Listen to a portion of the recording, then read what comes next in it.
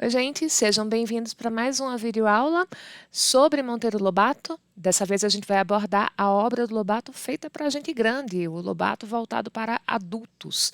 Essa obra é aquela que tradicionalmente mais foi abordada para se falar sobre o papel histórico de Monteiro Lobato na literatura brasileira. É uma abordagem que hoje tem muitas críticas, já que é a literatura infantil dele quem tem um impacto muito profundo em gerações e gerações de escritores a partir das décadas seguintes. A Clarice Lispector, por exemplo, foi uma grande leitora de Lobato, mas é uma parte da sua produção bastante relevante e aquela que catapultou o Lobato para se tornar um dos grandes líderes dos processos culturais do Brasil ali dos anos 10, dos anos 20 e dos anos 30 e 40.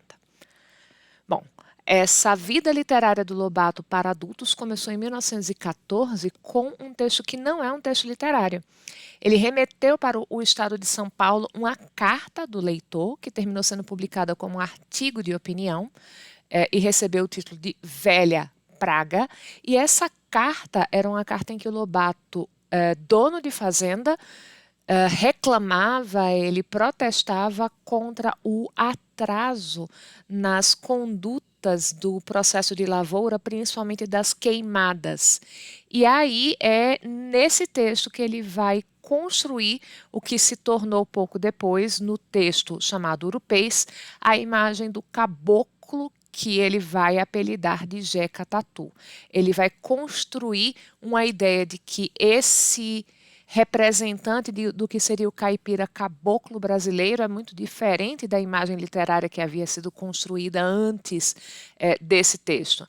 E ele vai destacar principalmente a incapacidade criativa. Ele escreve o seguinte, olha só: a modinha, como as demais manifestações da arte popular existente no país, é obra do mulato, em cujas veias o sangue recente do europeu, rico de ativismos estéticos, borbulha de envolta com o sangue selvagem, alegre e são do negro. O caboclo é soturno.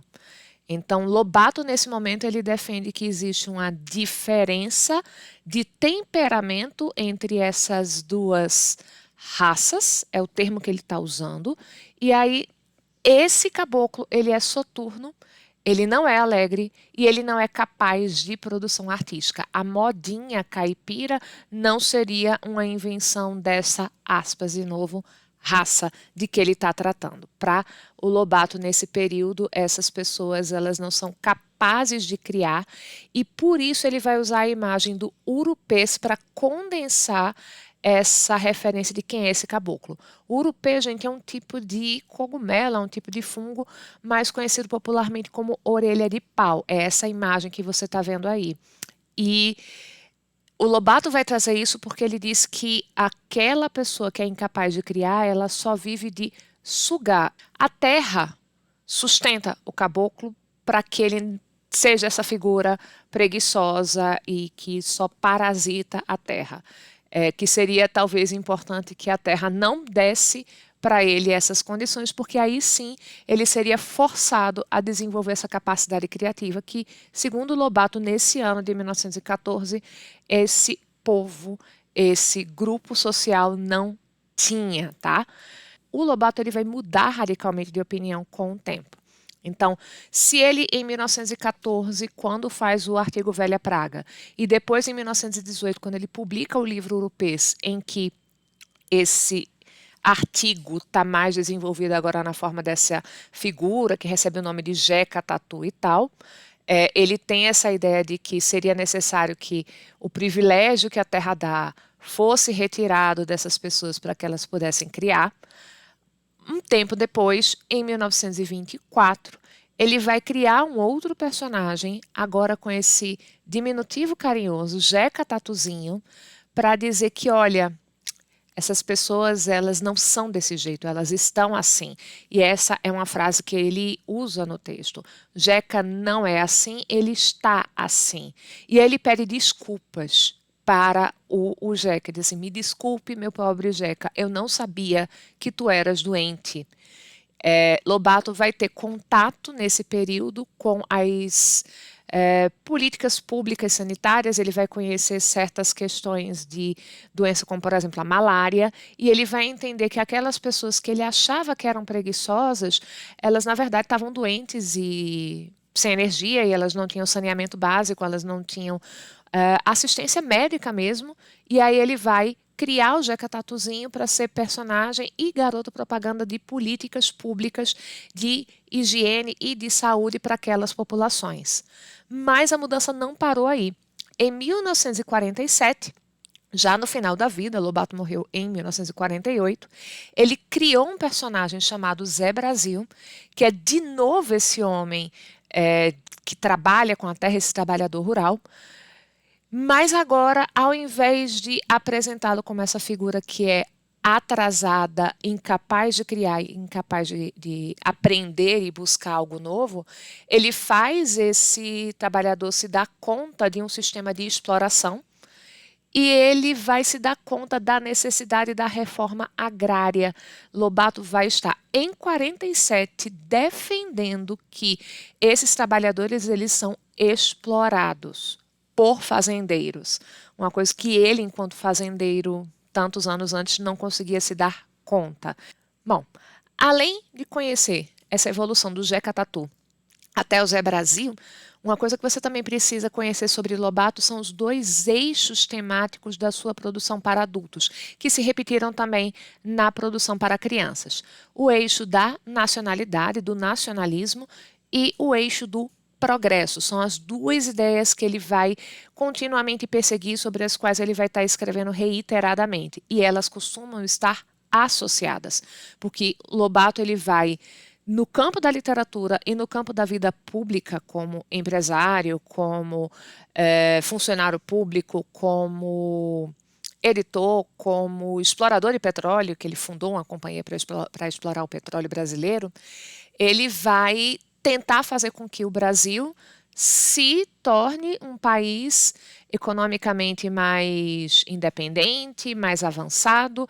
Ele está o tempo todo pensando no progresso do país e pensando na identidade brasileira. Separando um pouquinho essas duas ideias, a gente teria ali no eixo do nacionalismo, no eixo da preocupação com a nacionalidade, 4 elementos muito importantes. A representação de espaços, de tipos e de causos tipicamente nacionais, tá? E isso vai se refletir numa preocupação com o imaginário brasileiro e com o folclore. E aí, gente, não foi uma coisa que o Lobato fez apenas para criança. Muito antes de escrever para criança, ele criou uma verdadeira enquete, inquérito do Saci. Ele pedia para que as pessoas escrevessem contando o que é que elas sabiam, o que é que elas achavam, quais eram as histórias de Saci que elas conheciam, para que houvesse um apanhado e uma tentativa de conhecimento mais uniforme de quem é esse personagem. E esse inquérito virou um livro, virou uma exposição artística.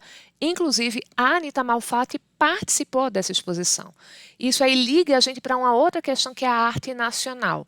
Frequentemente você vai ver Lobato sendo apresentado como um reacionário que era extremamente passadista, incapaz de compreender o progresso, porque ele fez a crítica do Paranoia ou Mistificação contra Anita Malfatti. A questão do Lobato não era com o progresso em si. Uma das questões mais relevantes ali naquela crítica é que ele dizia que a Anita e depois o pessoal que vai continuar ali com certas iniciativas do modernismo estava importando um movimento cultural que era europeu. E o Lobato está ali defendendo uma arte tipicamente nacional. Então, ele disse assim, por que ficar imitando o pessoal que tem lá fora, se a gente pode criar uma produção artística tipicamente nossa, a partir dos nossos próprios referenciais, como, por exemplo, o próprio Saci. Então, a questão que ele vai ter ali com a Anita Malfatti tem muito desse elemento de nacionalidade. Não vou te dizer que apenas, porque uma ideia que o Lobato nunca abandonou na vida toda foi de que a arte grega, a arte clássica era superior. Ele realmente não gostava dos ismos, como ele chamava, mas você dizer que uma pessoa é passadista simplesmente porque ela não gosta de vanguarda é um pouco radical também. Então, Lobato era radical, mas a crítica sobre ele para condená-lo como passadista também era radical. Os modernistas de 22, eles não aceitavam muito o contraditório, eles também não gostavam de ser contrariados, e aí a visão deles sobre o Lobato para mostrar quem é o outro lado que não está comigo, esse outro é ofensivo também e é também uma forma de desvalorizar aquele que não concorda com os meus princípios estéticos. Para vocês terem aqui um exemplozinho de como ele vai unir essas duas coisas, arte nacional e cultura, lá no inquérito do Saci, ele traz essa proposta, olha só, temos nós no seio da massa popular, matéria-prima digna de ser plasmada pelas mãos da arte? Ele está perguntando. Sim, não tão abundante e rica como tinha o grego, o referencial sempre dele, mas rica e abundante o suficiente para darmos ao mundo uma contribuição vultuosa de criações originais e não ficar imitando o que se faz lá fora. Ele também vai ser um grande defensor das riquezas nacionais, esse patrimônio material é riqueza nacional, mas ele vai falar muito também sobre as riquezas nacionais como o próprio petróleo. E aí a gente já entra nessa comunicação que é o tempo todo contínua entre a nacionalidade e o progresso. Esse progresso vai estar presente na obra dele de duas formas. Uma é através da antítese, né, do atraso. Ele mostra como estamos atrasados, porque ele quer tanto esse progresso.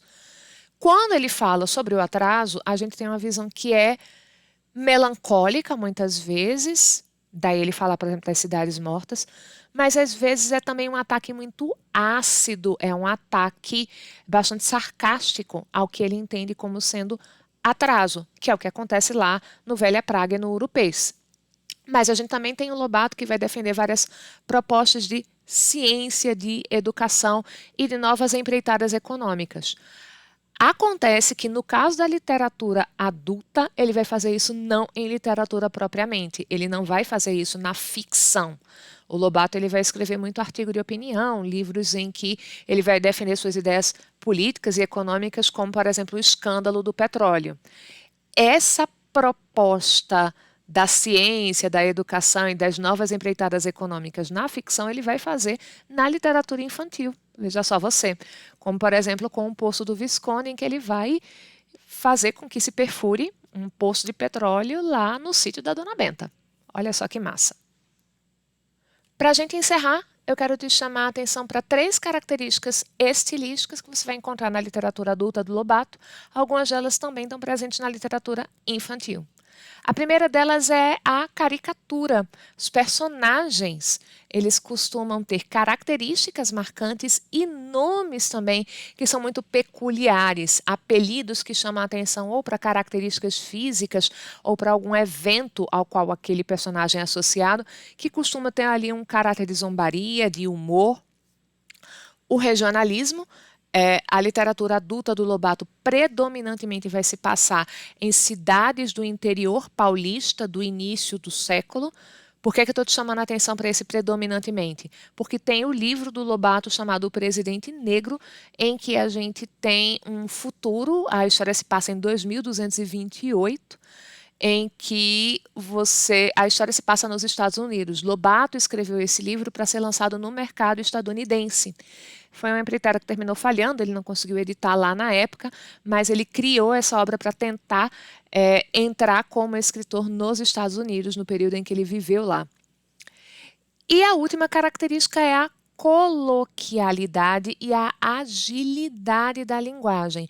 A gente tem um autor que está buscando se comunicar da maneira mais precisa, mais rápida e com maior concentração possível de efeito e que tem muito humor. Então, ele vai usar quebras de expectativa, ele vai usar ironia e ele vai usar muitas vezes onomatopeias, frases curtas para fazer com que esse texto seja um texto bastante ágil. Eu espero que você tenha aprendido com esse vídeo. Bom estudo, um beijo, até a próxima.